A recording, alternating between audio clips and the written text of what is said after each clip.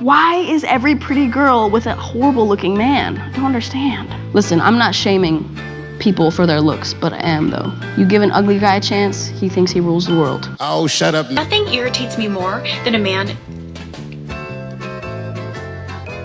The end.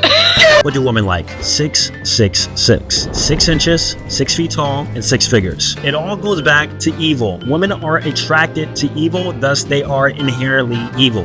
I think it makes sense. Society is in a weird place in time right now. So many things are changing and evolving right in front of our eyes and very quickly. And I'm talking socially and culturally, with social media being the main reason for this rapid social and cultural change in society. And many, and I mean many, bad things have spawned all thanks to social media. So much so that I genuinely believe that social media will be the cause of the collapse of society. Now, you may think I'm being dramatic, but am I really? The biggest social media platforms right now have algorithms put in place that encourage negativity, which ensures that people stay on their platforms for longer, which ensures more money. The algorithms these platforms have put in place just absolutely love and reward controversy and arguments. They reward engagement. They love engagement. And with these systems of rewarding engagement over actual quality of content, this has inadvertently caused a domino effect in which now, more than any other time in history, it seems like, people idealize and dehumanize groups of people. People are now angry, emotional, and seemingly more on edge than ever before. The aggression and emotions that are already running high are eventually realized through action and violence. And other times, the result of the conditioning from social media is becoming an incel or a femcel. My own definition of an incel is a man who idealizes women and, by extension, romantic affairs in an unfavorable way, mainly due to past negative personal experiences. And the femcel is the female version of that. Everyone and their mother knows of the things incels do. Hell, I made a few videos about some incels I know. But the thing is, I don't see many people talking about femcels, when I personally think that as of right now, how the culture is right now, they cause far more damage to society than incels have ever done. I'm sorry, but there is nothing funnier, in my opinion, than when a man blocks you. It's like, okay, diva. But first, let me talk about the normal activities of an incel. Then I'll do the same for femcels. Let's go.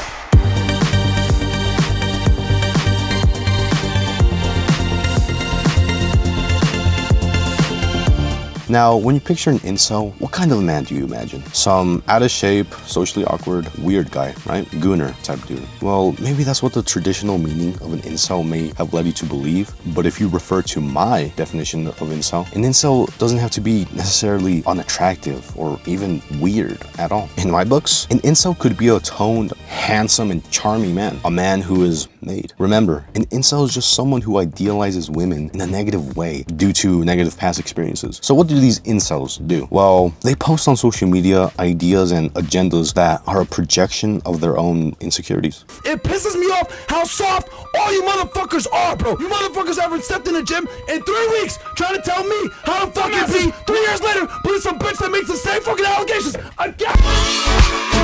And I'll just say it right now, I'm about to throw around phrases like toxic masculinity and insecure like crazy right now, which kind of makes me cringe knowing that I'm about to do that, because those phrases have lost all their meaning. They've lost all their meaning thanks to ignorant and stubborn people online, most of which consist of femcels, but I'll get to that later. Just know that insecure men and toxic masculinity does exist. But anyway, yeah, incels are men who have actually become insecure and who inhibit traits of actual toxic masculinity. Insecure in the sense that due to past experiences, they have been conditioned to always have their guard up. Whether it be because they entrusted their heart to a woman just for her to tear it apart, whether it be because they entrusted their trust to a woman only for her to break it. Whatever it be the case, their hearts and minds of these men have been conditioned to look out for patterns and behaviors and to antagonize anyone who inhibits said behaviors, which in all honesty, that's a perfectly normal self-defense response. But the point in which it becomes unhealthy is when you let it overtake you. When you become so overly fixated in looking out for these patterns that no matter who or what happens to you, you never feel secure.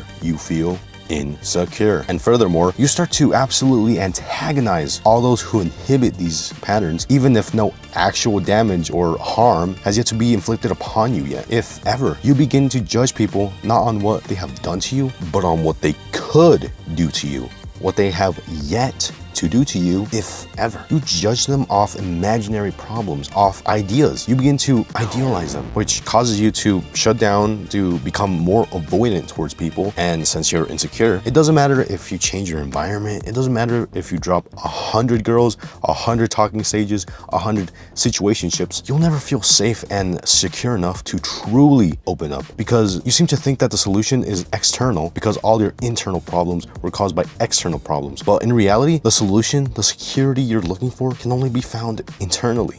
And the thing is, and this may be a very hard pill to swallow for some of you, when you're in love, you must open up your heart completely, or else nothing of substance will ever come out of that relationship.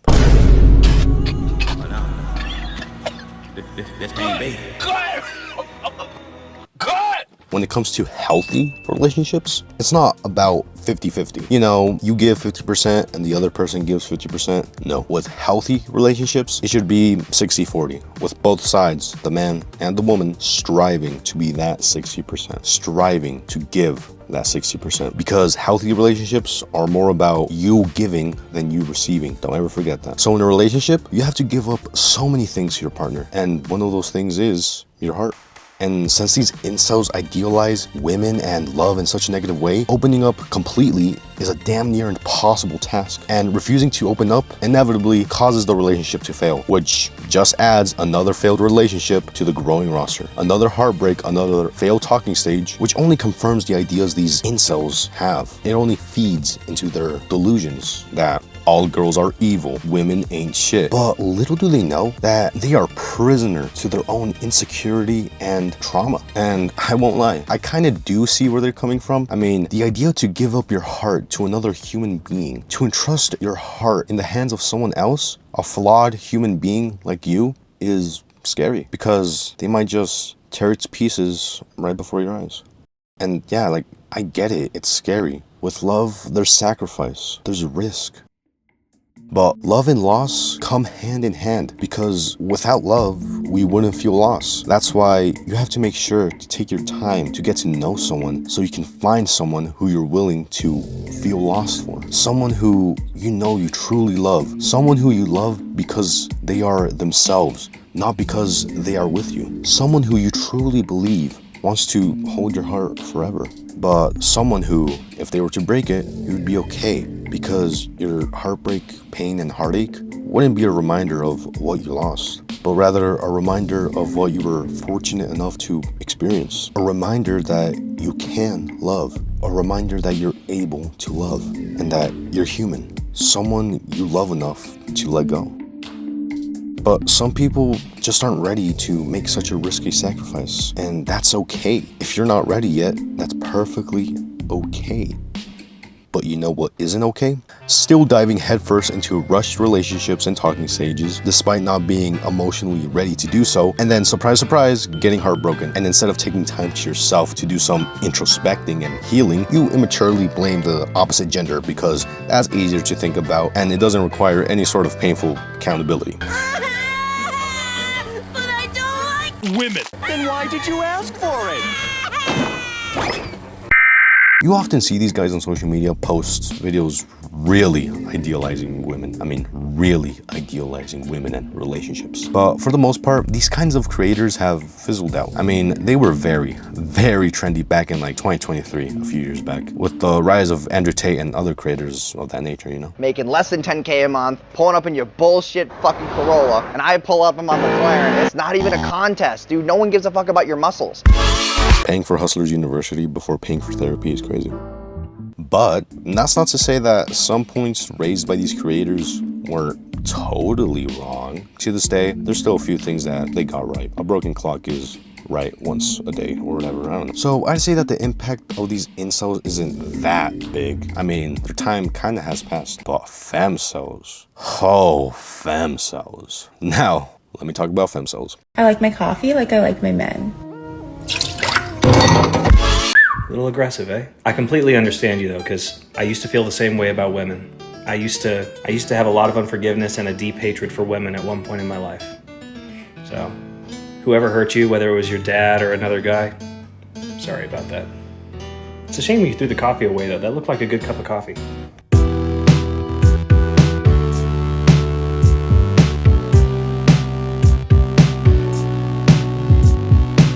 Femcels, as I said, are just like incels, but the female version. You know, insecure, with traits of toxic femininity, you know, I'm just a girl. It's all really the same. They've been hurt before or have unhealed scars of childhood, which traps them in a cycle of pain in which they constantly look for love, yet they blame and idealize and antagonize the opposite gender. You know, fuck all men, men ain't shit. In both cases, for men and women, it's all just an unhealthy defense mechanism that equally damages the psyche of the incel or femcel. The difference with femcels though, and the reason I said at the beginning of the video that I think their online presence is more damaging than that of incels, is because with how the culture is nowadays, and with how social media is, being a femcel is far more accepted and tolerated than being an incel. And if anything, in most cases, being a femcel is praised and encouraged. Maybe it's because the incels have already had their turn, but nowadays, girls can get online, make a video saying, I hate men, kill all men don't care about women, and it would be met with a large chunk of praise. But if a man were to make a video saying all women are hoes, that video would be met with disdain. And I don't know if it's because I've become chronically online, but I feel like the hub that all these toxic posts emanate from the most is Instagram. Is it ridiculous to say that Instagram is the new Twitter? The comments are the most toxic ones you'll find on any social media platform. And the posts are so divisive and rage-baiting. Instagram is the haven for incels and femcels, but more for femcels. Check the comments of any post with nasty femcel propaganda, and you'll see more femcels praising the OP. The point I'm trying to make is that incels and femcels are equally bad and equally toxic, yet for some reason we let femcel culture slide, and that alone inherently makes femcel culture more dangerous than incel culture. It sickens me how okay we all are with femcel activity. Like, dog, what are we doing? And scrolling through some of these femcel posts and comments, it can be easy to get mad and to almost go insane trying to fathom how an actual human being could have such atrocious and delusional takes. But in all honesty, it's just sad. If you stop taking these comments and posts made by these femcels and incels at face value, and you start to peel back the layers, you come to realize that all these angry and bitter users are really just scared and traumatized people. People who let past traumas define what and how they act. They are just scared of accountability, of introspection, and honestly, of real love. Like, who the fuck hurt you? Maybe the problem, just maybe, the problem isn't men. Maybe the problem isn't women. Maybe the problem is you? This is all just a sad, self-sustained cycle. But there's nuance to this though. Some girls are genuinely evil, and some guys are genuinely evil. But guess what? The world can be evil sometimes. Life's not fair. What? Life's not fair. What? Suck a dick, dude. But does that mean we sit around and point fingers and cry? No, we build ourselves up to face those challenges that the world has to offer, the evil, heartless challenges. But how do we do this in a practical sense? Well, simply by having introspection, by working on yourself, by healing, by getting stronger through healing. Only once you love yourself can you love someone else. Give yourself time to develop yourself. That's the healthy and mature thing to do. Nothing positive comes from pointing fingers. I don't know, I just feel like we let a lot of femcel culture slide nowadays, and it's only dividing us men and women more and more and more. We eat at each other like Neanderthals, like savages, and social media and its algorithms only put these savages clashing on full blast for all of us to engage with, and for all of us to add more fuel to the raging fire. This is how societies collapse, with division, with lack of unity. And talking on a smaller scale, with a relationship, one of the quickest ways to destroy it is by blaming each other, by constantly bringing up past mistakes, past arguments that were thought to have been settled weeks ago, and by directing your anger at each other. By doing that, you feed into the poison that eventually kills the relationship. But on the other hand, in a healthy and thriving relationship, the man and woman come together. They put aside their emotions and pride, as difficult as it may be, and they work stuff out together. Their combined strengths and versatility becomes one of the most unstoppable forces in the universe, as from this dynamic, love spawns, which is the strongest force in the universe. It should never be men versus women, but instead, men and women versus problem. And I'm not just talking on a one-to-one relationship scale anymore. This isn't a woman problem or a man problem. This is a people problem. This world